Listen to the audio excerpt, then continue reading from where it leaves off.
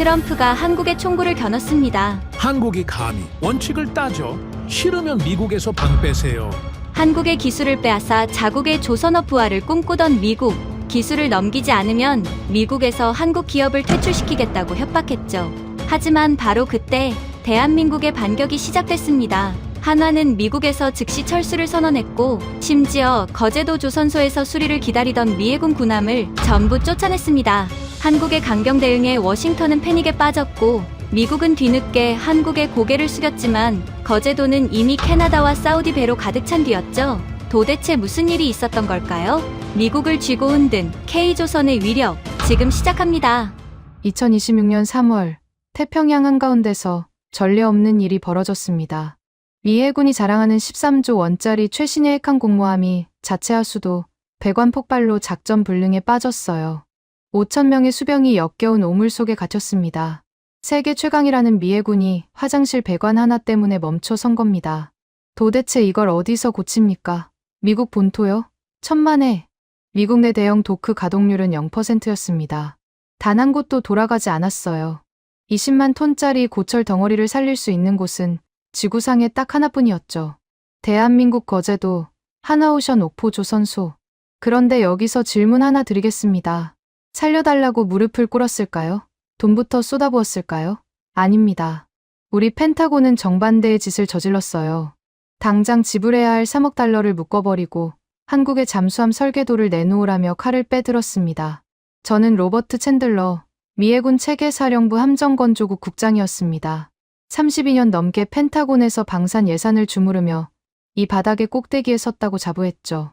그날 제가 내린 판단이 미 해군 역사상 가장 치욕적인 자멸의 시작이 될 줄은 정말이지 꿈에도 몰랐습니다. 새벽 4시 1급 기밀 직통 전화가 울렸어요. 잠결에 수화기를 집어든 순간 고막을 찢는 목소리가 쏟아졌습니다. 태평양 함대 사령관 마이클 콜린스 제독이었어요. 챈들러, 제럴드 포드 항모하 수도 배관이 연쇄 폭발했다. 기관실 전체가 오물로 잠기고 있어. 작전이 올스톱됐다. 저는 이불을 걷어차고 침대에서 벌떡 일어났습니다. 하지만 가슴이 뛴 건 두려움 때문이 아니었어요. 콜린스 제독의 비명 속에서 저는 전혀 다른 계산을 하고 있었습니다. 이 항모를 고칠 곳은 하나오션뿐이니까 한국 놈들이 필사적으로 매달릴 수밖에 없다. 그 약점을 쥐어짜면 잠수함 핵심 설계도까지 뜯어낼 수 있겠다. 머릿속 계산기가 미친 듯이 돌아갔습니다. 5,000명의 수병이 오물에 파묻혀 있다는 사실은 숫자로만 처리됐어요. 저에게 중요한 건 사람이 아니라 레버리지였습니다. 아침 8시 펜타곤 집무실에 도착하자마자 1급 보안 회선이 또 울렸어요. 이번에는 콜린스 제독이 아니었습니다. 아서 스털링, 미 국방부 해군 담당 차관이었죠. 워싱턴 정가에서 은여우라 불리는 인물이에요. 서류에 절대 자기 지문을 남기지 않는 교활함으로 차관 자리까지 올라간 사람이었습니다. 스털링 차관의 목소리는 놀라울 만큼 차분했어요. 챈들러, 포드함 거는 들었지. 급할수록 놈들 길을 꺾어야 해. 당장 쏴줘야 할 초기 대금 3억 달러를 묶어. 그리고 하나오션의 KSS-3 잠수함 설계도를 뜯어내. 저는 수화기를 쥔 손에 힘이 들어갔습니다. 차관이 직접 지시를 내린다는 건 그만큼 판이 크다는 뜻이었거든요.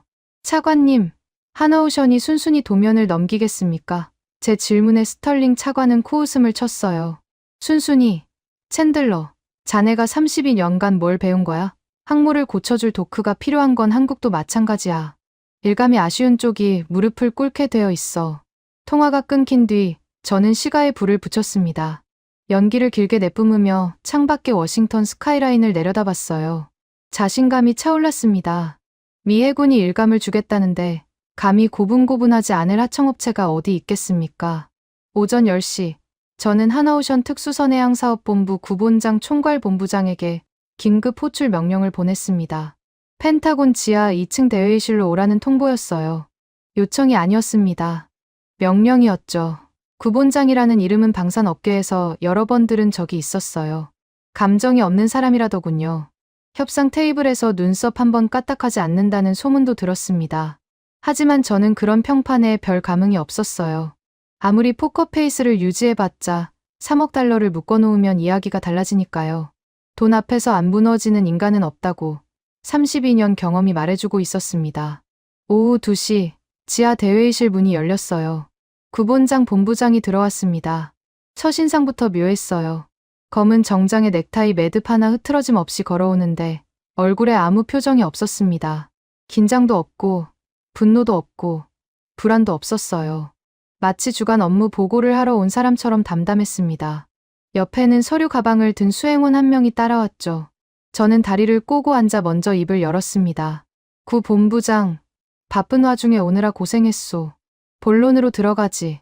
일부러 반말에 가까운 톤을 썼어요. 상대에게 위계를 각인시키는 제 방식이었습니다.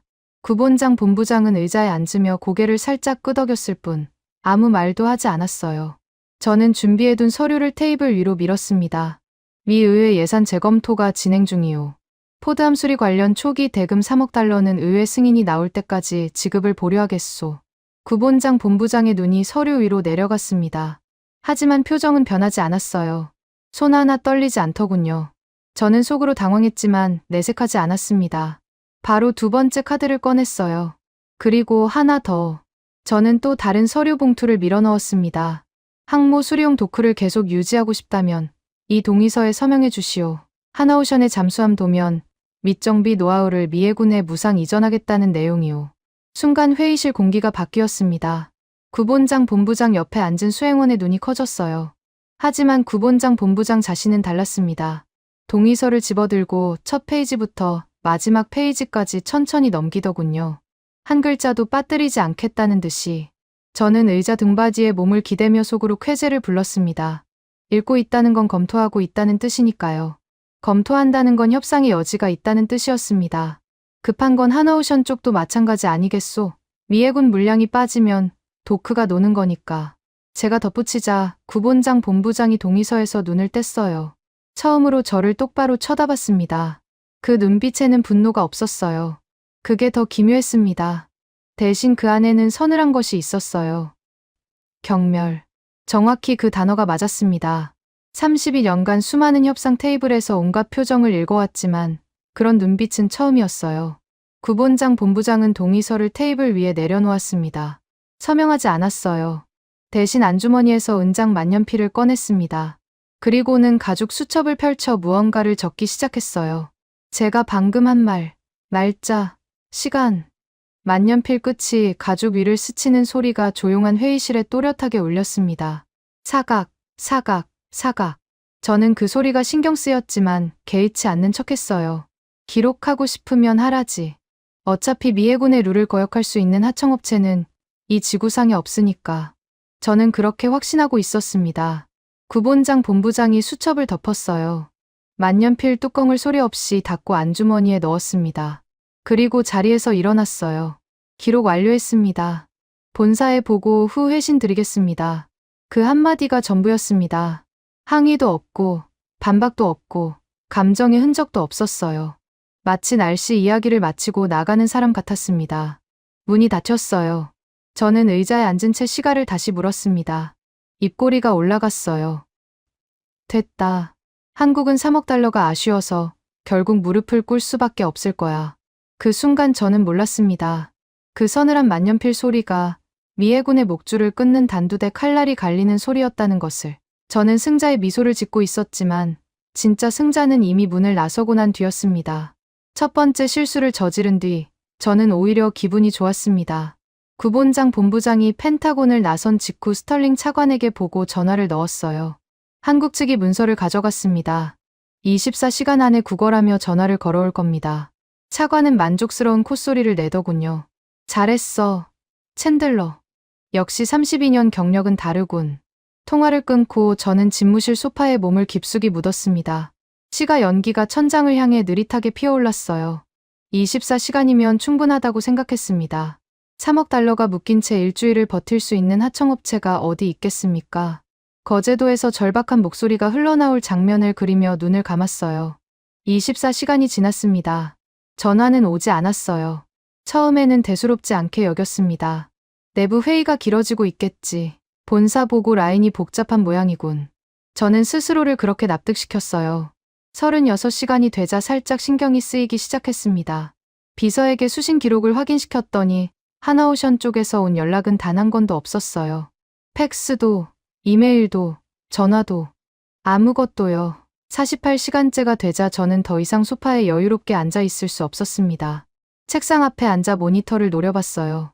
수신함에는 하나오션 서버에서 자동 발송된 기계적인 메일 한 통만 덜렁 들어와 있었습니다. 수신 완료. 그 네 글자가 전부였어요. 항의도 없고, 탄원도 없고, 협상 제안도 없었습니다. 마치 제가 보낸 최후 통첩이 사무용품 카탈로그 수준으로 처리된 것 같았어요. 등줄기가 서늘해지는 감각을 저는 애써 무시했습니다. 아직 카드가 남아 있었거든요. 이번에는 직접 압박의 수위를 끌어올리기로 했어요. 1급 보안 메일망을 열고 공식 협박 공문을 작성했습니다. 수신처 하나오션 특수선해양사업본부. 내용은 명확했어요. 48시간 내에 KSS3 잠수함의 VLS 수직 발사관 핵심 도면을 미 해군 보안 서버로 업로드하라. 미이행 시 방위비 분담금 재협상 및 동맹 차원의 불이익을 각오하라. 발송 버튼을 누르는 순간 손끝에 짜릿한 쾌감이 돌았습니다. 이 정도면 거제도가 발칵 뒤집힐 거야. 저는 그렇게 확신했어요. 거기서 멈추지 않았습니다. 국무부 라인까지 동원했어요. 워싱턴 정가에 흘릴 찌라시를 직접 문안까지 잡았습니다. 한국의 비협 조적 태도로 인해 방위비 분담금, 구조 전면 재검토가 불가피하다. 이 한 줄이 주한미군 주둔 비용과 엮이면 한국 언론이 난리를 칠 테고 여론이 들끓으면 하나오션도 버틸 수 없을 거라는 계산이었죠. 찌라시는 24시간도 안 돼서 워싱턴 주요 싱크탱크와 외교 전문지로 퍼져나갔습니다. 저는 집무실에서 뉴스 알림을 새로 고침하며 한국발 반응을 기다렸어요. 그때 전화가 울렸습니다. 하나오션이 아니었어요. 태평양 함대 콜린스 제독이었습니다. 수화기 너머로 쏟아진 건 협상 경과 문의가 아니라 비명이었어요. 챈들러, 수병들이 쓰러지고 있다. 똥독이 올라서 12명이 의무실로 실려갔어. 2명은 의식을 잃었고 대체 하나오션이랑 뭘 하고 있는 거야? 목소리가 갈라져 있었습니다. 저는 수화기를 쥔 손에 힘을 주며 대답했어요. 마이클, 진정해. 한국 놈들이 곧 무릎 꿇을 거야. 시간 문제라고. 콜린스 제독이 욕설을 내뱉었습니다. 시간이라고. 내 수병들이 오물 속에서 죽어가고 있는데 시간 타령이냐. 당장 돈부터 쏘란 말이야. 저는 통화를 끊었어요. 손이 미세하게 떨렸지만 인정하고 싶지 않았습니다. 콜린스 제독은 현장 군인이라 큰 그림을 못 보는 거야. 저는 그렇게 스스로를 달랬습니다. 같은 시각 지구 반대편 거제도 오포 조선소 통제실에서는 전혀 다른 풍경이 펼쳐지고 있었습니다. 이 사실을 저는 한참 뒤에 알게 됐어요. 구본장 본부장과 최동철 법무계약 감사처장이 나란히 긴 테이블 앞에 앉아 있었습니다. 테이블 위에는 제가 보낸 공문들이 한 장씩 출력되어 정렬돼 있었어요. VLS 도면 업로드 협박 공문, 방위비 분담금 재협상, 찌라시 기사 캡처, 그리고 제가 처음 회의실에서 내밀었던 기술이전 동의서 사본까지 전부 날짜 순으로 가지런했습니다. 최동철 처장이 서류를 한 장씩 집어들었어요. 이 사람은 두께 10cm짜리 국제방산 계약서를 머릿속에 통째로 외우고 있다는 소문이 돌 정도의 인물이었습니다. 최 처장은 제 공문을 읽으며 입꼬리 하나 까딱하지 않았어요. 대신 빨간 스탬프를 꺼내 들었습니다. 첫 번째 공문 위에 도장을 찍으며 말했어요. 국제방산표준계약법 제12조 사망 위반. 일방적 대금 지급 유예는 계약 불이행에 해당합니다. 도장이 찍히는 소리가 통제실에 짧게 울렸습니다. 두 번째 공문. 또 도장이 찍혔어요. 기밀 기술자료 무상 이전 요구. 동일 조항 위반 및 지식재산권 침해 소지. 세 번째 기사 캡처. 외교 채널을 통한 비공식 압박. 계약 외 부당 행위로 별도 문서화합니다. 붉은 스탬프가 찍힐 때마다 종이 위에 선명한 잉크 자국이 남았습니다. 구본장 본부장은 그 과정을 묵묵히 지켜보고 있었어요. 팔짱을 낀 채 의자에 등을 기대고 최 처장이 작업을 마칠 때까지 한마디도 하지 않았습니다. 분노도 없었고 조급함도 없었어요. 최 처장이 스탬프를 내려놓자 구 본부장이 고개를 끄덕였습니다. 그제야 최 처장이 서류들을 번호순으로 정리해 투명 파일에 넣었어요. 위반 사례 1번부터 6번까지 날짜와 조항 번호가 깔끔하게 적힌 라벨이 붙었습니다. 그 파일은 통제실 뒤편 문서고 캐비닛으로 들어갔어요. 철컥, 서랍이 닫히는 소리. 어떤 감정적 동요도 없이 미해군의 위반 기록이 차곡차곡 쌓여가고 있었습니다. 저는 그런 일이 벌어지고 있다는 사실을 전혀 몰랐어요. 워싱턴에서 모니터만 노려보며 한국의 항복 신호를 기다리고 있었으니까요.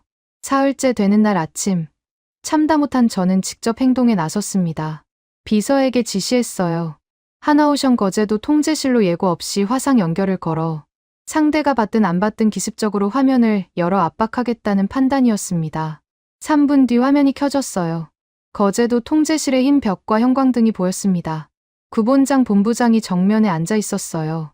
역시나 무표정이었습니다. 저는 소리를 질렀어요.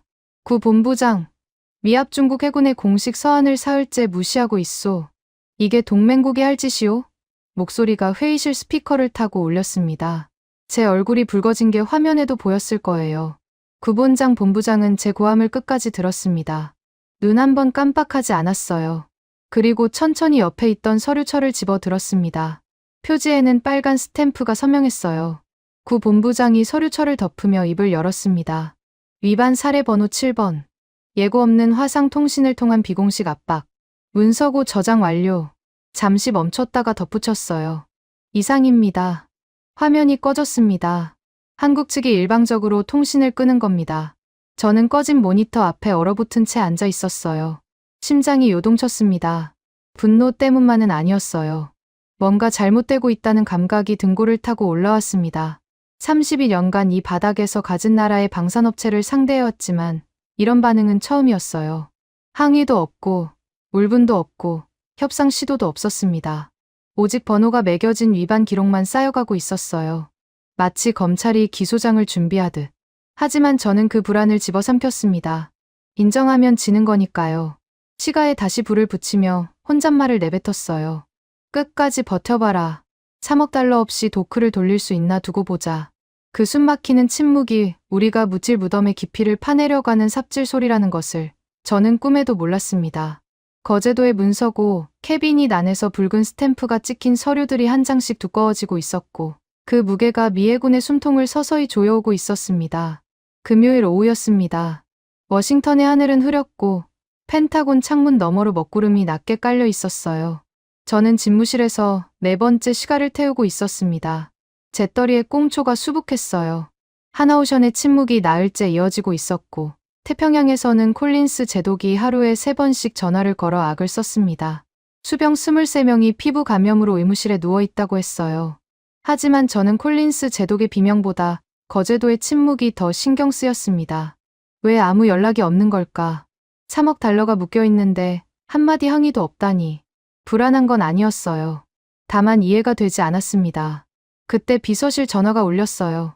비서의 목소리가 약간 당황한 기색이었습니다. 국장님, 하나오션 구본장 본부장과 최동철 처장이 지금 로비에 있습니다. 예고 없이 방문했는데 면담을 요청하고 있어요. 저는 시가를 재떨이에 비벼 끄며 의자에서 몸을 일으켰습니다. 심장이 한 박자 빨라졌어요. 드디어 왔군. 나흘을 버티다 결국 항복하러 온 거야. 입꼬리가 저도 모르게 올라갔습니다. 들여보내. 짧게 지시하고 넥타이 매듭을 고쳐 잡았어요. 승자의 자세를 갖춰야 했거든요. 2분 뒤 집무실 문이 열렸습니다. 구본장 본부장이 먼저 들어왔어요. 지난번 펜타곤 지하 회의실에서 봤을 때와 똑같았습니다. 검은 정장, 흐트러짐 없는 넥타이, 그리고 아무것도 읽히지 않는 얼굴. 뒤이어 최동철 법무계약 감사처장이 걸어 들어왔어요. 처음 보는 인물이었습니다. 키가 크고 마른 체형에 은퇴 안경을 쓰고 있었어요. 왼손에 검은 가죽 서류 가방을 들고 있었는데 묵직해 보였습니다. 두 사람 모두 악수를 청하지 않았어요. 저도 먼저 손을 내밀 생각은 없었습니다. 저는 너그러운 표정을 지으며 소파 쪽을 가리켰어요. 멀리서 오느라 고생했소. 커피 한잔 하겠소. 패배자에게 베푸는 여유를 보여주고 싶었습니다. 구본장 본부장은 소파를 쳐다보지도 않았어요. 대신 제 책상 앞으로 곧장 걸어왔습니다. 저는 살짝 당황했지만 티를 내지 않았어요.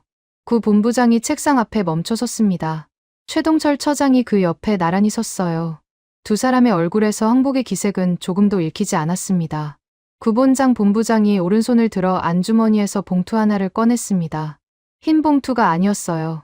짙은 감색 표지에 하나오션 로고가 양각되어 있었고 봉인 부분에는 그룹 최고위층의 붉은 직인이 찍혀 있었습니다. 저는 그 직인을 보는 순간 눈이 멈췄어요. 군납 서류에서 수없이 봐온 기업 로고와는 격이 달랐습니다. 이건 실무 부서가 아니라 최고 의사결정권자가 직접 날인한 문서라는 뜻이었거든요. 구 본부장이 봉투에서 서류를 꺼냈습니다. 9장 분량의 문서였어요. 그리고 그걸 제 책상 한가운데에 내려놓았습니다. 내려놓은 게 아니라 소리가 나게 던졌다는 표현이 정확할 겁니다. 탁! 대리석 위에 종이가 부딪히는 소리가 집무실을 울렸어요. 저는 반사적으로 서류를 내려다봤습니다. 첫 페이지 상단에 붉은 글씨가 박혀 있었어요. 한국어와 영어가 병기되어 있었는데 영어 부분이 제 눈에 먼저 들어왔습니다. 최종 이행 요구서 및 토크 운용 중단 사전 통보. 가압류 통보서에 가까운 문구였어요. 가슴이 철렁 내려앉았습니다. 하지만 표정을 관리해야 했어요. 저는 서류를 집어들며 태연한 척 첫 장을 넘겼습니다. 구본장 본부장이 제가 읽을 틈을 주지 않았어요. 커피 권유를 완전히 무시한 채 입을 열었습니다. 감정이 전혀 섞이지 않은 목소리였어요. 누군가의 건강검진 결과를 읽어주는 의사처럼 건조했습니다. 첫째 요구 조건. 미 해군 NAVSEA 명예 미납 수리 선수금 3억 달러 전액을 즉시 완납하십시오. 미 의회 예산 재검토는 계약서에 명시된 지급 유예 사유에 해당하지 않습니다. 구 본부장의 시선이 서류 위에 고정되어 있었어요. 저를 쳐다보지 않았습니다. 쳐다볼 필요가 없었던 거죠. 이미 전달해야 할 문장이 정해져 있었으니까요. 저는 입술을 깨물었어요. 반박하려 했지만 구 본부장이 멈추지 않았습니다. 둘째 요구 조건. 하나오션 KSS-3 잠수함 도면 및 정비 노하우 무상 이전을 요구한 공문 일체를 즉각 철회하십시오. 해당 공문은 국제방산표준계약법 위반이며 지식재산권 침해에 해당합니다. 최동철 처장이 옆에서 가죽 서류 가방을 열었어요. 안에서 투명 파일 하나를 꺼내 책상 위에 올려놓았습니다. 제가 보낸 협박 공문 원본들이었어요. 빨간 스탬프가 찍힌 채 번호까지 매겨져 있었습니다. 위반 사례 1번부터 7번까지. 거제도 통제실 문서고에서 차곡차곡 쌓아왔던 바로 그 기록물이었죠. 제가 쏘아보냈던 모든 압박의 흔적이 증거물로 돌아와 제 코앞에 놓인 겁니다. 구 본부장의 낭독이 이어졌습니다. 셋째 요구 조건. 본 문서 수령 시점으로부터 72시간 내에 원안 이행을 약속하는 법적 확약서를 제출하십시오. 확약서에는 미 해군 NAVSEA 국장 및 해군 담당 차관의 공동 서명이 포함되어야 합니다. 스털링 차관의 서명까지 요구한다는 말에 저는 등받이를 움켜쥐었어요. 그건 차관을 끌어내리겠다는 뜻이었습니다. 서류에 절대 자기 흔적을 남기지 않는 스털링 차관에게 직접 사인을 받으라니. 이건 단순한 대금 청구가 아니었어요. 펜타곤의 지휘 체계를 정면으로 겨누는 공격이었습니다. 구 본부장은 마지막 문단을 읽었어요. 목소리 톤이 한치도 변하지 않았습니다. 이상 세 가지 조건이 72시간 내에 충족되지 않을 경우 오포조 선소 미해군 전용 VIP 제일도크는 즉각 운용이 중단됩니다. 일체의 추가 협의는 없습니다. 낭독이 끝났어요. 구 본부장이 서류에서 눈을 떼고 처음으로 저를 정면으로 바라봤습니다. 아무런 감정이 없는 눈이었어요. 위협도, 과시도, 조롱도 없었습니다. 그냥 사실을 전달한 사람의 눈이었어요. 할 말은 끝났다는 눈이었습니다. 제 얼굴이 붉어지는 게 스스로 느껴졌어요. 관자놀이에 핏줄이 뛰었습니다. 32년 경력의 펜타곤 고위 관료에게 외국 기업의 임원이 걸어 들어와 책상 위에 최후 통첩을 던지다니. 그것도 미합 중국 국방부 건물 한복판에서. 이런 일은 전례가 없었어요. 이건 미 해군에 대한 모독이요. 제가 자리에서 벌떡 일어나며 소리쳤습니다. 감히 펜타곤에 걸어 들어와서 칼을 들이대겠다고. 동맹이 뭔지 아시오? 구 본부장은 제 고함에 눈 한 번 깜빡하지 않았어요. 대신 안주머니에서 은장 만년필을 꺼냈습니다. 그 만년필. 나흘 전 지하 회의실에서 제 발언을 기록하던 바로 그 만년필이었어요. 구 본부장은 가죽 수첩을 펼쳐 또다시 무언가를 적기 시작했습니다. 날짜, 시간, 그리고 제가 방금 내뱉은 말의 요지. 만년필이 가죽 위를 스치는 소리가 집무실에 울렸어요. 사각, 사각. 저는 그 소리를 들으며 주먹을 불끈 쥐었습니다. 하지만 말이 나오지 않았어요. 뭐라고 해야 할지 알 수가 없었습니다. 구 본부장이 수첩을 덮었어요. 72시간입니다. 챈들러 국장. 그 한마디를 남기고 몸을 돌렸습니다. 최동철 처장이 서류 가방을 닫고 뒤따랐어요. 두 사람의 구두 소리가 카펫 위를 지나 문 쪽으로 멀어졌습니다. 문이 닫혔어요. 고요했습니다. 저는 책상 위에 놓인 서류를 내려다봤습니다. 붉은 직인이 형광등 불빛 아래서 선명하게 빛나고 있었어요. 72시간. 그 숫자가 눈앞에서 깜빡이는 것 같았습니다. 제 손이 떨리고 있었어요. 분노 때문인지 아니면 다른 무언가 때문인지 구분이 되지 않았습니다. 대한민국 거제도에서 발송된 최후 통첩이 미합 중국 국방부의 심장부에 박혀 있었어요. 그리고 그 서류 위에 찍힌 데드라인의 시계는 이미 돌아가기 시작한 뒤였습니다. 저는 의자에 무너지듯 주저앉았어요. 수화기를 집어들었습니다. 스털링 차관에게 전화해야 했어요. 차관의 공동 서명을 요구하고 있다는 사실을 보고해야 했거든요. 하지만 차관의 반응이 어떨지 뻔했습니다. 서류에 자기 이름이 올라가는 걸 목숨보다 싫어하는 사람이에요. 번호를 누르는 손가락이 멈칫했습니다. 수화기를 든 채 한참을 그렇게 앉아 있었어요. 창밖으로 워싱턴의 먹구름이 더 짙어지고 있었습니다. 제 목을 조이는 보이지 않는 올가미가 한 칸 더 좁혀진 것을 그때는 간신히 느끼기 시작했을 뿐이었습니다. 데드라인 72시간 중 24시간이 이미 증발한 뒤였습니다. 남은 시간은 48시간. 저는 밤새 한숨도 자지 못했어요. 집무실 소파에서 뒤척이다 새벽에 일어나 서류를 다시 펼쳤습니다. 구본장 본부장이 던지고 간 최후 통첩서의 붉은 직인이 형광등 아래서 여전히 선명했어요. 3억 달러 즉시 완납, 기술이전 공문 철회, 차관 공동 서명 확약서. 3가지 조건 중 단 하나도 제 선에서 해결할 수 있는 게 없었습니다. 새벽 5시에 스털링 차관에게 전화를 걸었어요. 차관 공동 서명 요구 건을 보고해야 했거든요. 신호음이 6번 울린 뒤에야 수화기가 넘어갔습니다. 차관의 목소리는 잠에서 덜 깬 듯 낮았어요. 저는 상황을 요약해서 보고했습니다. 하나오션이 3억 달러 완납과 함께 차관님의 공동 서명이 들어간 확약서를 요구하고 있다고. 72시간 내에 불응하면 도크를 닫겠다고. 수화기 너머에서 긴 침묵이 흘렀어요. 그리고 스털링 차관이 입을 열었습니다. 챈들러. 내 서명? 내가 왜 거기에 이름을 올려야 하지? 목소리가 차가웠어요. 제가 대답하기도 전에 차관이 끊어 말했습니다. 자네가 시작한 일이야. 자네 선에서 조용히 처리해. 전화가 끊겼어요. 수화기를 내려놓는 손에 힘이 빠졌습니다. 예상한 대로였어요. 스털링 차관은 애초에 구두로만 지시를 내린 사람이었습니다. 결제는 묻고 기술을 뜯어내라는 명령을 내려놓고도 서류에는 자기 이니셜 한 획도 남기지 않았어요. 이제 와서 공동 서명을 하라니 그건 차관에게 스스로 독약을 마시라는 것과 같았습니다. 저는 혼자가 됐어요. 윗선은 등을 돌렸고 데드라인은 쉬지 않고 흘러가고 있었습니다. 하지만 포기할 수는 없었어요. 30여년간 쌓아올린 모든 것이 이 협상 테이블 위에 걸려 있었거든요. 저는 머리를 굴렸습니다. 정면 돌파가 안 되면 우회해야 합니다. 아침 8시, 저는 구본장 본부장에게 직접 전화를 걸었어요. 예고 없는 화상 연결이 아니라 음성 통화였습니다. 그래도 구 본부장은 전화를 받더군요. 구 본부장, 한 가지 제안이 있소. 저는 최대한 부드러운 톤을 잡았어요. 답답하게 서류로만 밀고 당기지 말고 정치적으로 풀어봅시다. 서로 윈윈할 수 있는 방법이 있을 거 아니오. 수화기 너머에서 짧은 침묵이 흘렀어요. 구 본부장의 건조한 음성이 돌아왔습니다. 제안 내용을 말씀하십시오. 감정의 온도가 0도 아래였어요. 저는 준비해둔 카드를 꺼냈습니다. 3억 달러 현금 대신 현물로 정리하는 방안이오. 현재 미해군의 퇴역을 앞둔 타이콘대로 가급 순양함이 2척 있소. 이걸 하나오션에 넘기면 고철 가치만 해도 상당할 거요. 거기에 해체 과정에서 얻는 부품과 기술 데이터까지 덤으로 따라오니 3억 달러보다 나은 장사 아니겠소? 제 나름대로는 괜찮은 카드라고 생각했어요. 퇴역 예정 순양함은 어차피 고철로 팔아야 하는 물건이었거든요.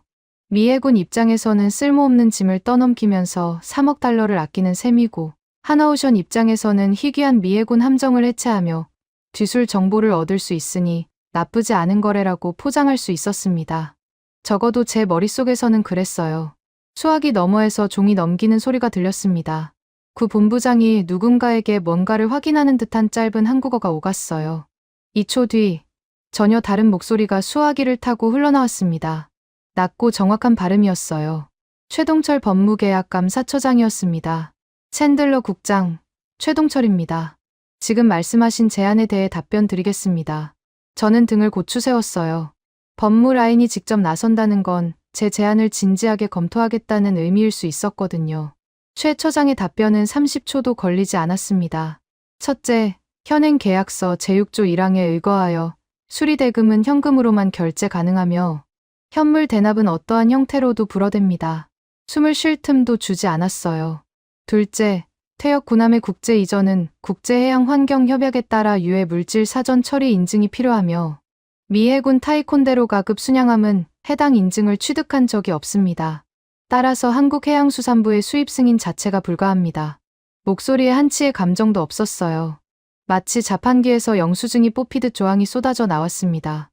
결론적으로 귀측의 현물 대납 제한은 계약법과 국제법 모두에서 수용 불가합니다.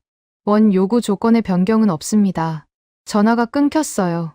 제가 끊은 게 아닙니다. 한국 측이 먼저 끊었어요. 저는 수화기를 쥔 채 한참을 멍하니 서 있었습니다. 퇴역 순양함 카드가 30초 만에 박살났어요. 계약서 조항으로 한 대, 국제환경법으로 한 대, 두 방에 끝났습니다. 제가 꺼낼 수 있는 우회 카드는 이것뿐이었어요. 주먹이 파르르 떨렸습니다.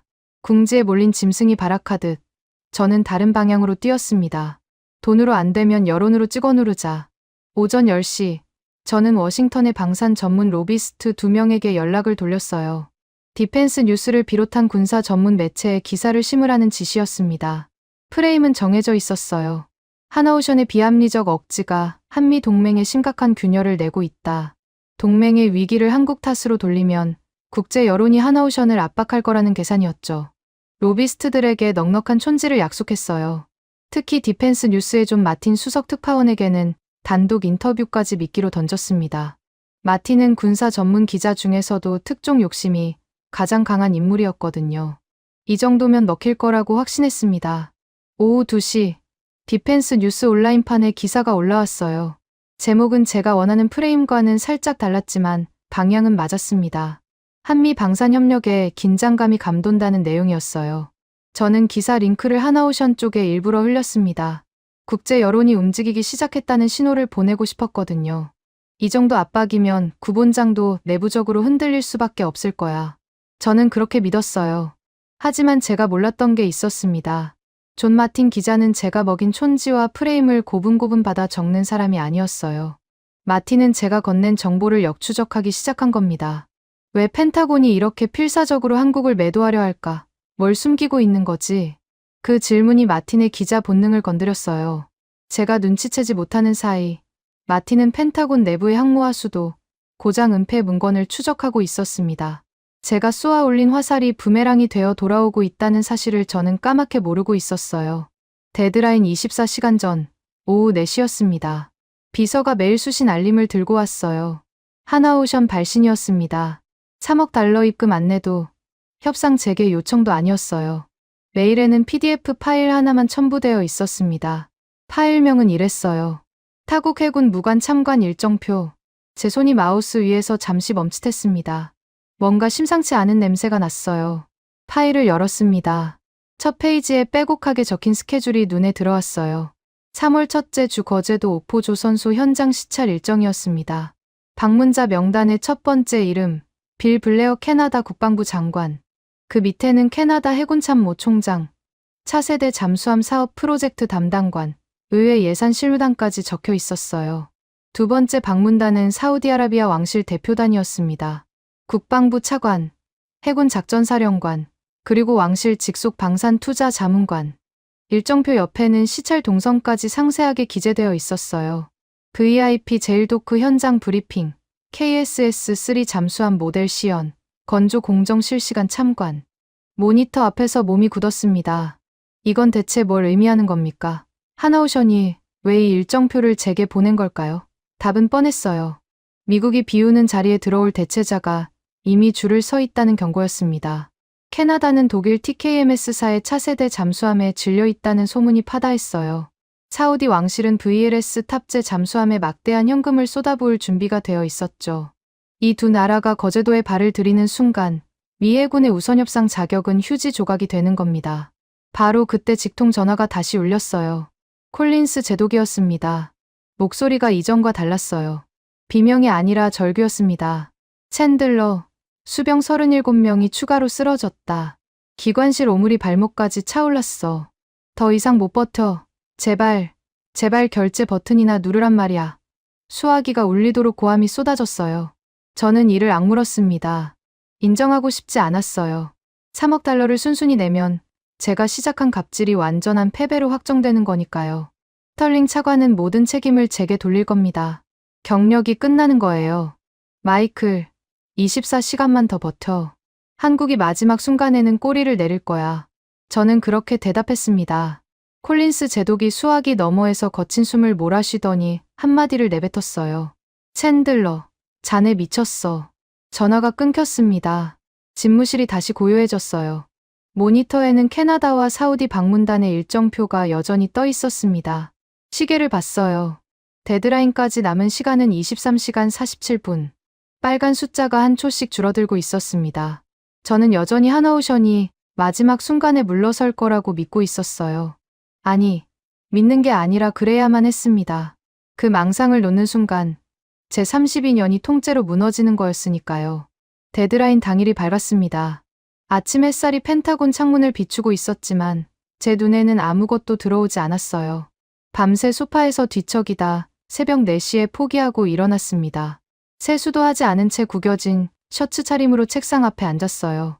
넥타이는 어젯밤 어딘가에 벗어 던졌습니다. 모니터 한쪽에 띄워둔 카운트다운 시계가 잔인하게 돌아가고 있었어요. 남은 시간 3시간 27분. 3억 달러는 여전히 묶여 있었고 스털링 차관의 공동 서명은 받을 수 없었으며 기술 이전 공문 철회는 제 자존심이 허락하지 않았습니다. 새벽 내내 시뮬레이션을 돌렸어요. 어떻게든 하나오션의 최후 통첩을 무력화시킬 방법이 있을 거라고, 32년 경력이 해답을 내놓을 거라고 이를 악물었습니다. 하지만 머릿속에서 나오는 건 전부 막다른 골목이었어요. 현금은 의회 라인을 거쳐야 하니 3시간 안에는 불가능했고, 현물 대납은 이미 박살났고, 여론 공작은 좀 맡은 기자가 오히려 펜타곤 뒤통수를 노리고 있었습니다. 남은 카드가 없었어요. 그런데도 저는 마지막 한 가지를 붙들고 있었습니다. 블러핑. 화상 회의를 열고 미 의회의 위력을 들먹이며 시간을 더 끌어내는 수밖에 없었어요. 데드라인 1시간 전, 저는 비서에게 지시했습니다. 하나오션과 최종 화상 회의를 연결해.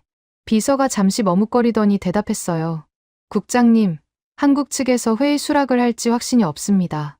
지난번에 일방적으로 통신을 끊었으니까요. 저는 책상을 내리쳤어요. 닥치고 연결하라고 했잖아. 비서가 황급히 나갔습니다. 7분 뒤 화면이 켜졌어요. 하나오션이 회의를 수락한 겁니다. 저는 순간 의외라는 생각이 들었어요. 마지막 기회를 주겠다는 건가? 한 가닥 희망이 가슴 한쪽에서 피어올랐습니다. 화면 너머 거제도 회의실이 보였어요. 구본장 본부장이 정중앙에 앉아 있었고 오른쪽에 최동철 처장이 자리하고 있었습니다. 두 사람 모두 평소와 다름없는 무표정이었어요. 하지만 제 시선은 두 사람의 얼굴이 아니라 회의실 구석으로 끌려갔습니다. 화면 오른쪽 하단, 벽 근처에 회색 골판지, 박스 여러 개가 쌓여 있었어요. 박스 위에는 미해군 마크가 찍힌 서류 폴더들이 보였습니다. 미해군이 하나오션에 제공했던 항모 수리 관련 도면과 기술 문서들이었어요. 그 폴더들이 반출용 폐기박스에 담겨 있었습니다. 이미 정리가 끝나 있다는 뜻이었어요. 심장이 쿵 내려앉았습니다. 저걸 일부러 카메라에 잡히게 배치한 겁니까? 아니면 진짜로 미해군과의 모든 관계를 정리한 겁니까? 답은 둘 다였을 거예요. 어느 쪽이든 메시지는 명확했습니다. 우리는 준비가 끝났다. 당신들 없이도 아무 문제 없다. 저는 애써 미소를 만들었어요. 여유로운 척해야 했습니다. 블러핑은 표정 관리가 절반이니까요. 구 본부장, 이렇게 다시 얼굴을 보니 반갑소. 구 본부장은 대꾸하지 않았어요. 저는 기침을 한 번 하고 본론으로 들어갔습니다. 솔직히 말하겠소. 3억 달러는 미 의회 승인 절차상 즉시 지급이 물리적으로 불가능하오. 하지만 의회의 긴급 안건으로 상정할 수 있소. 2주 안에 승인이 날 거요. 그러니 데드라인을 7일만 연장합시다. 미합 중국 의회의 절차를 존중해달라는 합리적인 요청이오. 제가 말을 마치자마자 최동철 처장이 움직였어요. 아무 예고도 없이 의자 옆에 놓아둔 무언가를 두 손으로 집어 올렸습니다. 쿵. 책상 위에 올려놓은 건 두께가 10cm는 좋게 되어 보이는 묵직한 계약서, 원본이었어요. 국제방산표준계약서. 표지에 한형 병기된 제목이 카메라 렌즈를 통해 또렷하게 보였습니다. 군데군데 형광펜으로 밑줄이 쳐져 있었고 접착 메모 탭이 삐죽삐죽 튀어나와 있었어요. 전투를 위해 완벽하게 무장된 서류였습니다. 최 처장이 계약서를 편 채로 입을 열었어요. 챈들러 국장, 귀측에 제하는 본 계약서 어디에도 근거가 없습니다. 목소리가 낮고 정확했습니다. 감정의 온도가 느껴지지 않았어요. 제8조 사망에 명시된 바와 같이 의회 승인 지연은 대금 지급 유예의 합법적 사유에 해당하지 않습니다. 이는 귀측이 계약 체결 시 자국 내부 절차를 이미 감안하고 서명했기 때문입니다. 최 처장이 잠시 멈추더니 계약서 위에 카운트다운 시계를 한번 내려다봤어요. 현재 남은 시간은 14분입니다. 14분. 그 숫자가 화면을 타고 제 귀에 박혔습니다. 입술이 파르르 떨렸어요. 블러핑이 통하지 않았다는 걸 인정해야 했지만 저는 마지막 발악을 했습니다. 의자에서 벌떡 일어나 화면을 향해 고함쳤어요. 미합 중국 의회의 승인이 필요한 일이란 말이다. 감히 미 해군을 협박하는 거냐. 이건 동맹에 대한 모독이요. 화면 너머에서 아무도 표정을 바꾸지 않았습니다. 구본장 본부장이 최동철 처장을 향해 턱짓을 했어요. 아주 미세한 동작이었습니다. 고개를 살짝 끄덕인 정도였어요. 그 신호를 받은 최 처장이 계약서를 들어 올렸습니다. 형광펜으로 노랗게 칠해진 특정 페이지가 카메라 렌즈 앞으로 바짝 다가왔어요. 글씨가 화면 가득 확대되었습니다. 특약 제4조 2항. 그 조항을 최 처장이 또렷한 목소리로 낭독하기 시작했어요. 기한 내 미납 시 귀측의 우선협상 자격은 영구 박탈됩니다. 최 처장의 시선이 계약서 위에 고정되어 있었어요. 한 글자도 빠뜨리지 않겠다는 듯 정확하게 읽었습니다. 옥포 조선소 VIP 건조 슬롯은 대기 중인 타국으로 자동 재배정됩니다. 본 조항의 발동은 번복 불가이며 귀측의 사후 이해 제기는 일체 수용되지 않습니다. 낭독이 끝났어요. 최 처장이 계약서를 내려놓으며 마지막 한마디를 덧붙였습니다. 남은 시간은 14분입니다. 같은 시간이 2번 반복됐다는 건 시간이 더 줄어들지 않았다는 뜻이 아니었어요. 최 처장이 처음 14분을 말한 이후 제가 고함을 치고 발악하는 동안에도 시계는 멈추지 않았거든요. 실제로 남은 시간은 그보다 더 적었을 겁니다. 하지만 최 처장은 정확히 같은 숫자를 반복했어요. 제 발악이 단일 초의 시간도 벌어주지 못했다는 걸 각인시키듯이. 저는 화면 앞에 선 채 숨이 막혔습니다. 다리에 힘이 풀려 책상 모서리를 붙잡았어요. 그때 비서가 급히 문을 열고 들어왔습니다. 국장님, 영국 로이즈 성급에서 긴급 회신이 도착했습니다. 저는 수화기를 낚아챘어요. 마지막 지푸라기였습니다. 로이즈 성급은 국제해운과 조선 분야에서 최고 권위를 가진 영국 기관이에요. 이 기관이 하나오션의 조항에 하자가 있다고 판정해주면 제 유일한 탈출구가 열리는 거였습니다. 법적 하자를 들어 데드라인 자체를 무효화시킬 수 있으니까요. 회신 문서를 펼쳤어요. 첫 문단에서 눈이 멈췄습니다. 로이즈 성급 법률자문실의 공식 견해였어요. 하나오션이 발동한 건조 슬롯 타국 자동 재배정 조항은 국제계약법상 완벽하게 합법이며 번복 불가합니다. 해당 조항은 계약 체결 시 양측이 자유의사로 합의한 특약사항으로서 일방의 이행 불능이 확인될 경우 자동 발동되는 정당한 구제 수단입니다. 미국이 아니라 한국이 아니라 세계에서 가장 권위 있는 제3자 기관이 하나오션의 손을 들어준 겁니다. 서류가 제 손에서 미끄러져 바닥에 떨어졌어요. 허리가 꺾이듯 의자에 주저앉았습니다. 화면 속에서 최동철 처장이 여전히 같은 자세로 앉아 있었어요. 구본장 본부장도 미동이 없었습니다. 두 사람 모두 제 반응을 기다리지 않았어요. 기다릴 이유가 없었으니까요. 시계는 그들 편이었고 법도 그들 편이었고 세계 최고 권위의 기관마저 그들 편이었습니다. 모니터 구석에서 카운트다운 숫자가 깜빡였어요. 8분. 저는 떨리는 손으로 수화기를 집어들었습니다. 스털링 차관에게 전화해야 했어요. 지금이라도 3억 달러 긴급 송금 승인을 받아야 했습니다. 번호를 눌렀어요. 신호음이 울렸습니다. 1번, 2번, 3번. 연결할 수 없는 번호입니다. 기계음이 귓전을 때렸어요. 다시 걸었습니다. 같은 기계음이었어요. 3번째, 4번째. 결과는 동일했습니다. 스털링 차관이 제 번호를 차단한 겁니다. 화면 속 카운트다운이 5분 아래로 떨어졌어요. 저는 수화기를 놓고 두 손으로 얼굴을 감쌌습니다. 손바닥 사이로 거제도 회의실의 형광등 불빛이 새어 들어왔어요. 구본장 본부장이 은장 만년필을 꺼내 뚜껑을 열었습니다. 무언가를 기록하는 게 아니었어요. 이번에는 뚜껑을 닫기 위해 꺼낸 거였습니다. 모든 기록이 끝났다는 뜻이었어요. 만년필 뚜껑이 닫히는 소리가 스피커를 통해 제 집무실에 울렸습니다. 딱. 그 작은 소리가 32년 경력의 끝을 알리는 총성처럼 들렸어요. 화면 속 타이머가 0, 0, 0에 도달했습니다. 숫자가 멈추는 순간 세상이 멈춘 것 같았어요. 아니, 세상은 멈추지 않았습니다. 제 세상만 멈춘 거였어요. 거제도 회의실에서는 모든 것이 톱니바퀴처럼 정확하게 돌아가고 있었습니다. 구본장 본부장이 자리에서 일어섰어요. 천천히 서두르는 기색 하나 없이 책상 위에 놓인 은장 만년필을 집어 안주머니에 넣었습니다. 그리고 카메라를 정면으로 바라보며 입을 열었어요. 현 시각부로 미해군과의 협상은 전면 무효화되었습니다. 목소리에 감정이 없었습니다. 승리의 쾌감도 유감의 빛도 없었어요. 사실을 통보하는 사람의 톤이었습니다. 마치 기상캐스터가 내일 날씨를 읽듯 이미 정해진 결과를 전달하는 목소리였어요. 저는 의자에서 벌떡 일어났습니다. 잠깐만 기다려. 목소리가 갈라졌어요. 체면 같은 건 안중에도 없었습니다. 5천만 달러부터 당장 쏘겠소. 지금 바로 송금 버튼을 누르겠소. 나머지 2억 5천은 사흘 안에 맞추겠소. 비명이었어요. 32년 경력의 펜타곤 고위 관료가 화상 카메라 앞에서 비명을 지르고 있었습니다. 구본장 본부장의 눈이 잠시 제 쪽을 향했어요. 하지만 그 시선에는 동정도, 망설임도 없었습니다. 구 본부장이 최동철 처장을 향해 고개를 돌렸어요.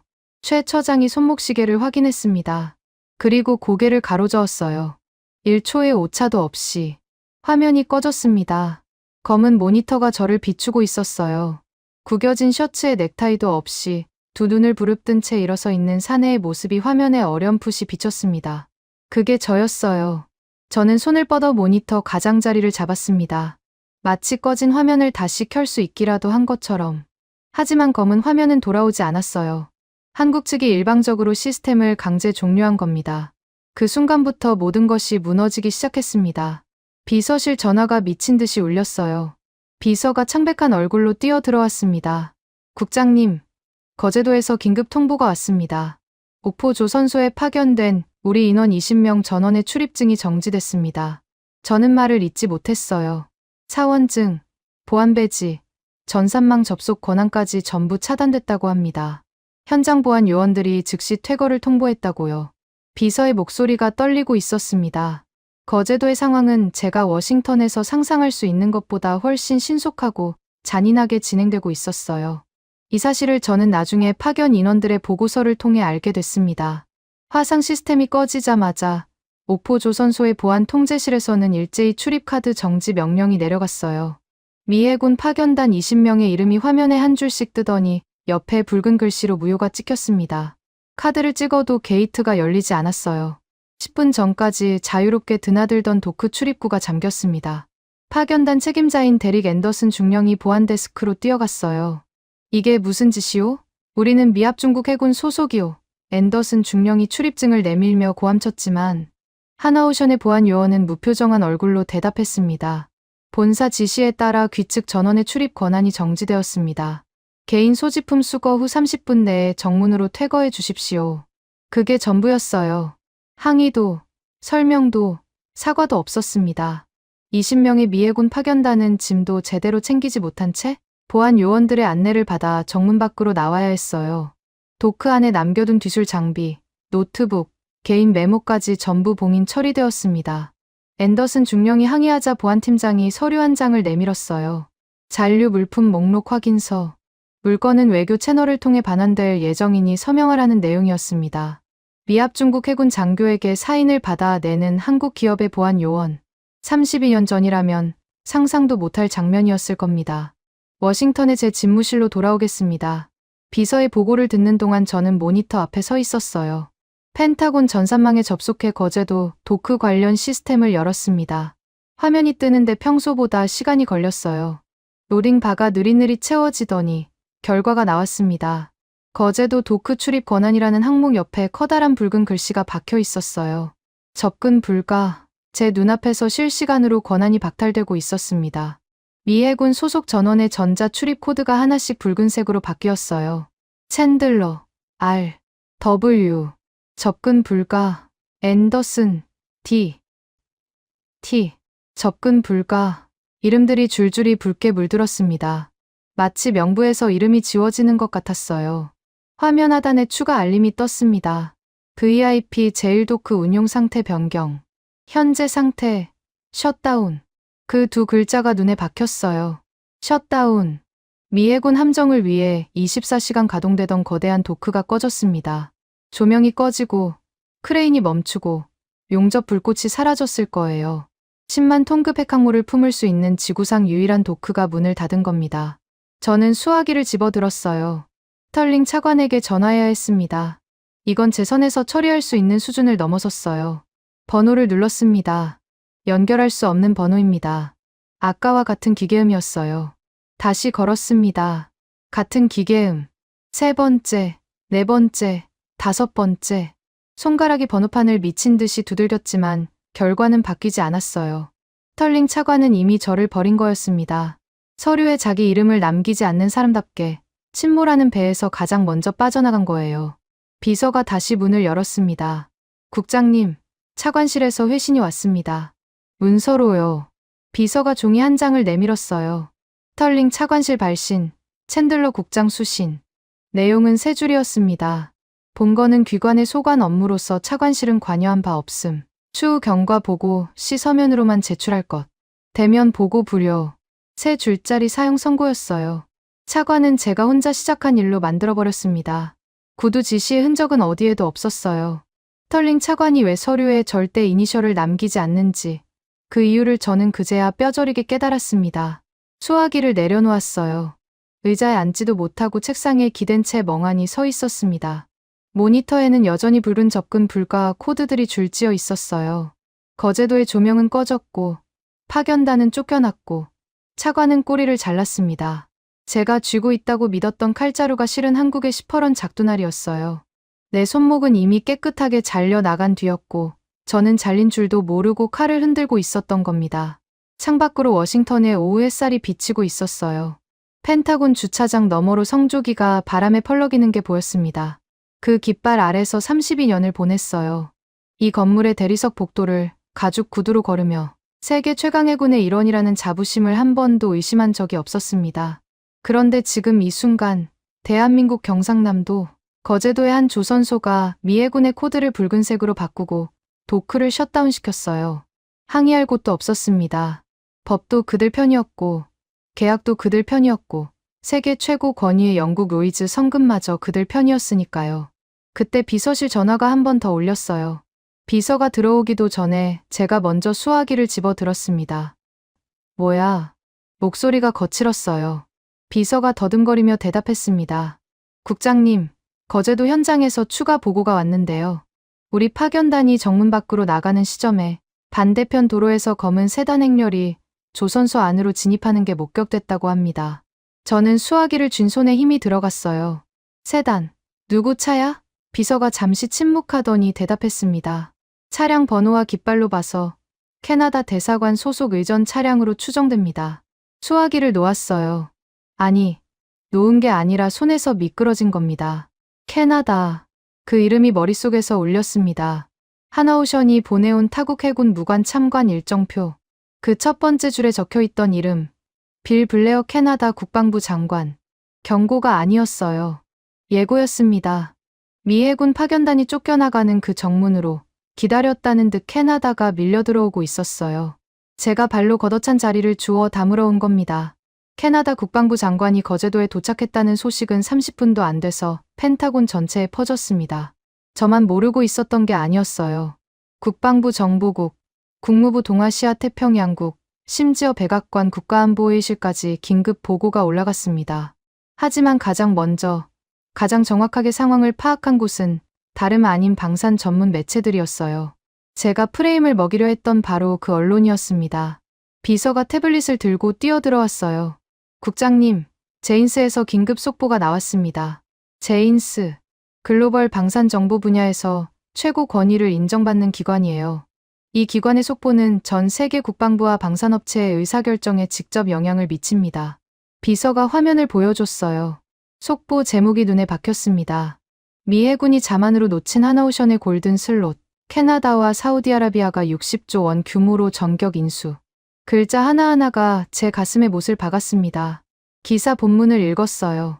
빌 블레어 캐나다 국방부 장관이 직접 거제도 오포 조선소에 도착해 하나오션 구본장 본부장과 만났다는 내용이었습니다. 캐나다의 차세대 잠수함 사업 CPSP 계약이 전격 체결됐다고 했어요. 총액 60조 원. 캐나다 의회에서 1년 넘게 지지부진하던 특별 예산 승인이 미국이 쫓겨나 빈자리가 났다는 소식에 단 3시간 만에 초당적으로 통과됐다는 겁니다. 3시간. 1년을 끌던 예산안이 3시간 만에요. 미국이 걷어차고 나간 그 순간이 캐나다에게는 천재일호의 기회였던 겁니다. 저는 태블릿을 비서에게 돌려주지 못하고 손에 쥔 채 멍하니 서 있었어요. 비서가 조심스럽게 말을 이었습니다. 그리고요, 국장님. 블레어 장관이 현장에서 외신 기자회견을 열었습니다. 지금 실시간 중계되고 있어요. 저는 집무실 대형 모니터를 켰습니다. 화면에 거제도 오포 조선소 브리핑룸이 떠올랐어요. 수십 대의 카메라 플래시가 쉴 새 없이 터지고 있었습니다. 블레어 장관이 연단 앞에 서 있었어요. 키가 크고 어깨가 넓은 체구에 감색 정장 위로 캐나다 국기 배지가 빛나고 있었습니다. 왼쪽에는 구본장 본부장이 나란히 서 있었어요. 여전히 무표정이었습니다. 블레어 장관이 마이크를 잡았어요. 얼굴에 감추지 않는 미소가 번져 있었습니다. 승자의 표정이었어요. 하지만 그건 점잖은 승리의 미소가 아니었습니다. 미국의 오만함을 비웃는 미소였어요. 블레어 장관이 입을 열었습니다. 영어였지만 억양에 특유의 캐나다식 부드러움이 섞여 있었어요. 오늘 캐나다는 역사적인 결정을 내렸습니다. 하나오션과 차세대 잠수함 사업 전면 계약을 체결했습니다. 카메라 플래시가 더 거세게 터졌어요. 오만한 미국이 걷어찬 골든타임을 캐나다가 60조 원 현찰로 완벽하게 선점했습니다. 그 문장이 나오는 순간 제 손이 리모컨 위에서 얼어붙었어요. 오만한 미국. 동맹국 국방장관이 전 세계 카메라 앞에서 미합 중국을 오만하다고 지칭한 겁니다. 그것도 미국이 방금 쫓겨난 바로 그 자리에서요. 블레어 장관의 발언이 이어졌어요. 캐나다 해군은 더 이상 종이 위의 잠수함에 국가의 운명을 맡기지 않을 겁니다. 독일 TKMS의 약속만 가득한 설계도 대신 하나오션의 실제로 바다에 뜨는 잠수함을 선택했습니다. 기자석에서 웅성거리는 소리가 들렸어요. 독일 TKMS를 정면으로 겨냥한 발언이었거든요. 캐나다가 하나오션을 선택한 건 단순히 빈자리를 차지한 게 아니었습니다. 세계 방산 시장의 판도를 뒤흔드는 선언이었어요. 제 시선은 블레어 장관 옆에 서 있는 또 다른 일행에게로 옮겨갔습니다. 연단 오른쪽에 흰 가운을 두른 중동 복장의 사내 4명이 서 있었어요. 사우디아라비아 왕실 대표단이었습니다. 하나오션이 보내온 일정표의 두 번째 방문단. 이들은 블레어 장관의 기자회견이 끝나기도 전에 이미 자리를 잡고 있었어요. 손에는 서류 가방을 들고 있었고 표정은 진지했습니다. VLS 탑재 잠수함 선점을 위한 현장 계약을 대기하고 있는 게 분명했어요. 백지 수표를 들고 온 거였습니다. 블레어 장관이 구본장 본부장의 손을 덥석 잡았어요. 두 사람이 악수하는 장면을 카메라가 일제히 포착했습니다. 구 본부장의 표정이 처음으로 살짝 변했어요. 미소는 아니었습니다. 하지만 입술 끝이 아주 미세하게 올라간 것 같았어요. 아마 제 착각이었을 수도 있습니다. 화면으로는 확인하기 어려웠으니까요. 하지만 한 가지는 확실했어요. 구 본부장은 이 순간을 처음부터 설계하고 있었다는 겁니다. 미국이 갑질하는 동안 조용히 위반 사례를 쌓고 데드라인을 설정하고 대체 계약자를 줄 세워둔 거예요. 제가 시간을 태우며 승리를 확신하던 바로 그 시간에 기자회견이 끝나자 화면이 조선소 현장으로 전환됐어요. 저는 모니터에서 눈을 뗄 수가 없었습니다. 어제까지 미 해군 깃발이 걸려있던 VIP 제일도크 입구에 변화가 생겨 있었어요. 미국 국기가 내려가고 그 자리에 캐나다의 붉은 단풍잎 깃발이 올라가고 있었습니다. 바로 옆 깃대에는 사우디아라비아의 초록색 깃발이 바람에 펄럭이고 있었어요. 도크 출입구에는 새로운 보안 인원이 배치되어 있었고 게이트에는 캐나다 해군과 사우디 왕실 대표단의 출입 코드가 이미 등록되어 있었습니다. 독일도 가만히 있지 않았어요. 뒤늦게 상황을 파악한 독일 TKMS사 임원진이 허겁지겁 거제도로 로비를 시도했다는 보고가 들어왔습니다. 캐나다에 잠수함을 팔려고 수년간 공을 들여온 독일이 한순간에 계약을 빼앗긴 거니까요. 하지만 이미 늦었어요. 제일도크 입구에는 캐나다 국기가 꽂혀 있었고 독일 TKMS 관계자는 게이트 앞에서 발이 묶였습니다. 그들에게 돌아온 대답은 하나였어요. 현재 도크 일정이 모두 배정되어 외부 방문은 불가합니다. 저는 모니터 앞에 서 있었습니다. 다리에 힘이 빠져 있었어요. 거제도 도크에 펄럭이는 캐나다와 사우디의 깃발을 멍하니 바라보고 있었습니다. 내가 튕겨낸 공이었어요. 3억 달러를 묻고 기술을 뜯어내겠다며 제가 걷어찬 바로 그 공이 제 얼굴을 박살낸 뒤 캐나다라는 완벽한 대체자의 품으로 날아가 버렸습니다. 뒤돌아서 죽고 싶어도 이미 사라진 뒤였어요. 그때 모니터 하단에 알림 하나가 떴습니다. 미 해군 NAVSEA 긴급 공지. 저는 반사적으로 클릭했어요. 화면에 뜬 건 제가 보낸 입금 승인 요청의 처리 결과였습니다. 데드라인이 끝나기 직전 마지막 발악으로 5천만 달러 긴급 송금 버튼을 눌렀던 거예요. 비명을 지르며 화상회의에서 외쳤던 그 5천만 달러. 시스템이 입금 시도를 감지하고 하나오션 측 수신 계좌로 연결을 시도한 모양이었습니다. 하지만 화면에 뜬 결과는 이랬어요. 대상 슬롯 영구 소멸. 거래 대상 없음. 처리 불가. 영구 소멸. 그 두 글자가 제 망막에 타들어갔어요. 슬롯이 사라졌습니다.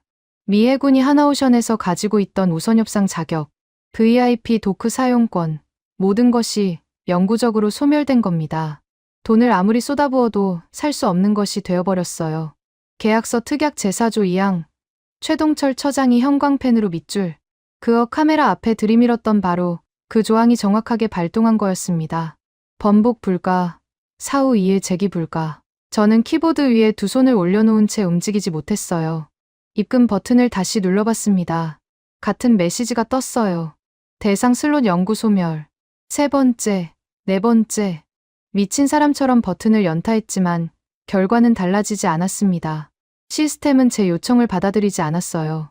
더 이상 받아들일 대상 자체가 존재하지 않았으니까요. 의자가 뒤로 밀렸습니다. 저는 두 손으로 얼굴을 감싸며 책상에 이마를 박았어요. 시가 냄새가 배어있는 책상 표면이 차갑게 느껴졌습니다. 32년이었어요.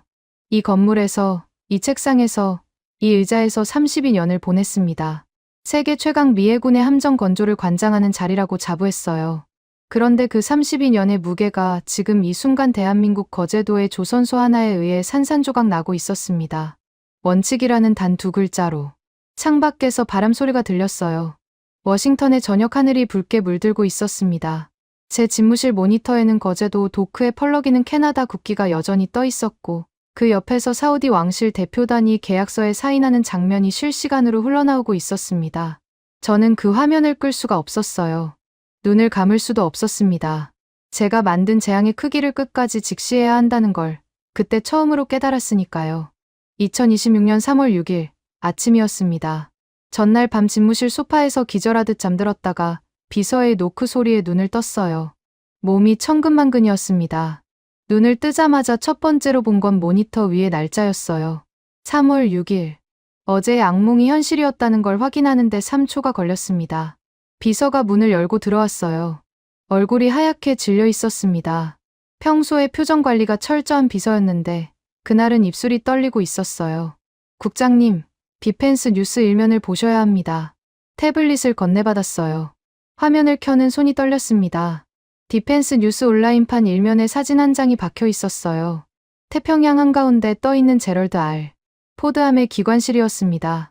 사진 속 기관실 바닥에는 역겨운 갈색 오물이 발목 높이까지 차올라 있었어요. 배관이 터진 천장에서는 녹물이 줄줄 흘러내리고 있었고 벽면에는 검은 곰팡이가 피어 있었습니다.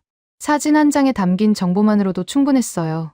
13조 원짜리 미합 중국의 최신의 핵항공모함이 자체화 수도 문제로 오물에 잠겨 썩어가고 있다는 사실이 온 세계에 공개된 겁니다. 기사 제목을 읽었어요. 존 마틴이라는 이름이 기자 서명란에 박혀 있었습니다. 제가 촌지를 먹이고 프레임을 씌우려 했던 바로 그 기자였어요. 마틴은 제가 건넨 항공 매도 프레임을 한 글자도 쓰지 않았습니다. 대신 펜타곤 내부의 항모화 수도 고장 은폐 문건을 파헤쳐 일면에 터뜨린 거였어요. 기사는 미 해군 수뇌부가 포드함의 배관 결함을 수개월 전부터 인지하고도 예산 문제로 수리를 미뤄왔다는 내부 문건을 인용하고 있었습니다. 그리고 그 예산을 관할하는 부서가 어디인지도 명확히 짚었어요. 미 해군 체계사령부 함정건조국. 제 부서였습니다. 태블릿을 쥔 손에서 힘이 빠졌어요. 마틴이 제 뒤통수를 친 겁니다. 아니, 정확히 말하면 저 스스로가 마틴에게 칼을 쥐어준 거였어요. 한국을 매도해달라며 접근한 순간 마틴의 기자 본능은 제 의도가 아니라 제가 숨기고 있는 것을 향했습니다. 왜 이렇게 필사적으로 한국 탓을 하려는 걸까? 뭘 감추고 있는 거지? 그 질문이 은폐 문건까지 이어진 거예요. 제가 쏘아 올린 화살은 정확하게 제 이마에 꽂혀 돌아왔습니다. 기사가 올라간 지 1시간도 되지 않아 상황은 걷잡을 수 없이 번졌어요. 태평양의 포드함에서 추가 영상이 유출됐습니다. 선임 기관장 제임스 밀러가 찍은 영상이었어요. 밀러는 기관실 한복판에 서 있었습니다. 무릎하로 아래까지 갈색 오물이 차올라 있었어요. 작업복은 흠뻑 젖어 있었고 장갑 낀 오른손에는 녹슨 렌치가 들려 있었습니다. 밀러의 얼굴이 카메라를 향했어요. 눈이 충혈되어 있었고 볼 위로 뭔가가 흘러내리고 있었습니다. 땀인지 눈물인지 구분이 되지 않았어요. 밀러가 입을 열었습니다. 목소리가 갈라져 있었어요. 지금 제 발밑에 있는 게 뭔지 아십니까? 미합 중국 해군의 자존심이라는 핵항모 기관실. 바닥에 고인 5,000명분의 오물입니다. 밀러가 렌치를 든 손으로 주변을 가리켰어요. 배관이 터진 지 열흘이 넘었습니다. 수병들이 악취 때문에 쓰러지고 피부에 발진이 올라오고 의무실은 환자로 넘치고 있어요. 밀러의 목소리가 점점 높아졌습니다. 이걸 고칠 수 있는 도크는 한국에 하나 있었어요. 딱 하나. 그런데 워싱턴에 누군가가 돈을 아끼고 기술을 뜯어내겠다고 그 도크를 걷어찼습니다. 밀러의 눈에서 확실하게 눈물이 흘러내렸어요. 챈들러 국장님의 그 잘난 엘리트 팬데 놀림이 우리 5,000명의 수병들을 태평양 똥물 속에 생매장시켰습니다. 영상이 끝났어요. 저는 태블릿을 책상 위에 내려놓았습니다. 손바닥이 땀으로 젖어 있었어요. 엘리트 팬데 놀림. 밀러의 그 한마디가 귓전에서 떠나지 않았습니다. 현장에서 렌치를 쥐고 오물과 싸우는 사람의 입에서 나온 말이었어요. 저는 32년간 현장에서 용접봉 한 번 잡아본 적이 없었습니다. 서류에 사인하고 시가를 태우고 예산을 주무르는 게 제 일이었어요. 그 서류 노름이 5,000명을 오물 속에 파묻었다는 걸 밀러가 세상 앞에 고발한 겁니다. 오전 10시 리상원 국방위원회 긴급 청문회가 소집됐어요. 디펜스 뉴스 기사와 밀러의 영상이 터지자 의회가 발칵 뒤집힌 겁니다. 청문회장에 가장 먼저 증인석에 선 사람은 마이클 콜린스 제독이었습니다. 태평양 함대 사령관의 정복 차림이었어요. 어깨의 별이 조명 아래서 빛났지만 얼굴에는 분노가 서려 있었습니다. 콜린스 제독이 마이크 앞에 앉자 위원장이 질문했어요. 제독, 포드함 사태의 직접적 원인이 무엇이라고 판단하십니까? 콜린스 제독이 자리에서 몸을 앞으로 기울였어요. 그리고 카메라를 똑바로 바라보며 입을 열었습니다. 위원장님, 포드함의 배관 결함은 수개월 전부터 보고된 사안입니다. 즉시 수리가 필요했고 그것이 가능한 곳은 한국 하나오션의 오포 조선소뿐이었습니다. 콜린스 제독이 잠시 숨을 들이쉬었어요. 저는 수차례에 걸쳐 함정건조국 챈들러 국장에게 하나오션과 정상적으로 협력하고 대금을 즉시 지급할 것을 요청했습니다. 매번 거부당했어요. 제독의 목소리가 높아졌습니다. 챈들러 국장은 수리 대금을 묶어두고 한국의 잠수함 핵심 기술을 뜯어내겠다며 종이 쪼가리로 꼼수를 부렸습니다. 제 경고를 무시하고 현장의 비명을 무시하고 결국 우리 자랑스러운 13조 원짜리 핵항모를 똥물 덩어리로 만들었습니다. 콜린스 제독이 증인석에서 손가락을 들어 카메라 너머를 가리켰어요. 그 손가락은 펜타곤을 향하고 있었습니다. 정확히 말하면 제 집무실을 향하고 있었어요. 제독의 증언이 끝나자마자 청문회장 분위기가 얼어붙었어요. 상원의원들이 웅성거렸습니다. 그때 청문회장 뒷문이 열리더니 한 사람이 들어왔어요. 아서 M. 스털링 미 국방부 해군 담당 차관이었습니다. 은퇴 안경을 고쳤으며 증인석으로 걸어오는 모습이 모니터에 잡혔어요. 정장은 완벽했고 넥타이 매듭은 흐트러짐이 없었습니다. 제가 밤새 구겨진 셔츠 차림으로 소파에서 기절해 있던 동안 이 사람은 빈틈없이 준비를 마치고 온 거였어요. 스털링 차관이 마이크 앞에 앉았습니다. 위원장이 질문했어요. 차관, 챈들러 국장의 하나오션 압박 지시에 대해 알고 있었습니까? 스털링 차관이 안경 너머로 위원장을 바라봤어요. 뻔뻔한 표정이었습니다. 당황한 기색이 단 1mm도 없었어요. 위원장님, 이 모든 참사는 전적으로 챈들러 국장 개인의 독단적이고 무능한 협상 방식에서 비롯된 것입니다. 차관의 목소리는 차분하고 단호했어요. 차관실은 해당 건에 대해 구체적 지시를 내린 바 없으며 챈들러 국장이 독자적으로 판단하여 대금 지급을 유예하고 뒤술 이전을 요구한 것으로 파악하고 있습니다. 거짓말이었어요.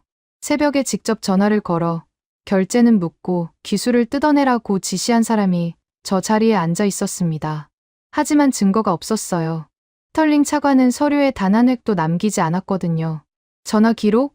1급 보안 회선은 녹음되지 않습니다. 즉각 파면하겠습니다. 스털링 차관이 마이크를 향해 선언했어요. 완벽한 꼬리 자르기였습니다. 32년간 충성한 부하를 공개 석상에서 단칼에 잘라내는 데 1초의 망설임도 없었어요. 청문회장에서 플래시가 터졌습니다. 내일 아침 신문 일면이 결정되는 순간이었어요. 그로부터 1시간 뒤 펜타곤 보안 요원 2명이 제 집무실 문을 열고 들어왔습니다. 노크 없이요. 챈들러 국장, 즉시 퇴거 명령이 하달되었습니다. 개인 소지품만 가져가십시오. 보안 요원이 감정 없는 목소리로 통보했어요. 하나오션의 보안 요원이 거제도에서 미 해군 파견단에게 했던 것과 똑같은 톤이었습니다. 한 요원이 제 책상 위에 명패를 집어들었어요. 로버트 W. 챈들러, 미 해군 체계사령부 함정건조국 국장. 그 명패가 뜯기는 소리가 났습니다. 32년간 제 이름이 새겨져 있던 자리에 먼지 자국만 남았어요. 보안 요원들이 서랍을 열고 제 개인 물품을 종이박스에 거칠게 처박았습니다.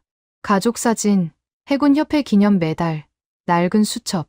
32년의 흔적이 한 개의 종이박스에 담겼어요. 시각 케이스는 빈 채로 서랍 안에 남았습니다. 마지막 한 대는 어젯밤에 이미 태웠거든요. 보안 요원들이 나간 뒤 저는 텅 빈 책상 앞 바닥에 주저앉았습니다. 무릎에 힘이 없었어요. 카펫 위에 앉아 고개를 들었습니다. 창밖으로 성조기가 보였어요. 워싱턴의 저녁 바람에 펄럭이고 있었습니다. 그 깃발 아래서 32년을 보냈어요. 세계 최강 미해군이라는 이름을 등에 업고 어떤 나라든 어떤 기업이든 고개 숙이게 만들 수 있다고 믿었습니다. 목에서 신음이 새어나왔어요. 우리가 호구였다. 텅 빈 집무실에 제 목소리만 울렸습니다. 하나오션의 그 차가운 원칙을 걷어찬 순간 미 해군의 위대한 패권도 저 태평양 똥물 속에 영원히 가라앉아 버렸다. 아무도 듣는 사람이 없었어요. 성조기만 바람에 펄럭이고 있었습니다. 종이박스 하나를 안고 이 건물을 나서야 할 시간이 다가오고 있었어요. 32년의 끝이 이렇게 오는 거였습니다. 지금까지 여러분의 영원한 말동무, 감동을 더하다 였습니다. 세계를 놀라게 한 대한민국. 다음 영상에서도 계속됩니다. 좋은 하루 되세요.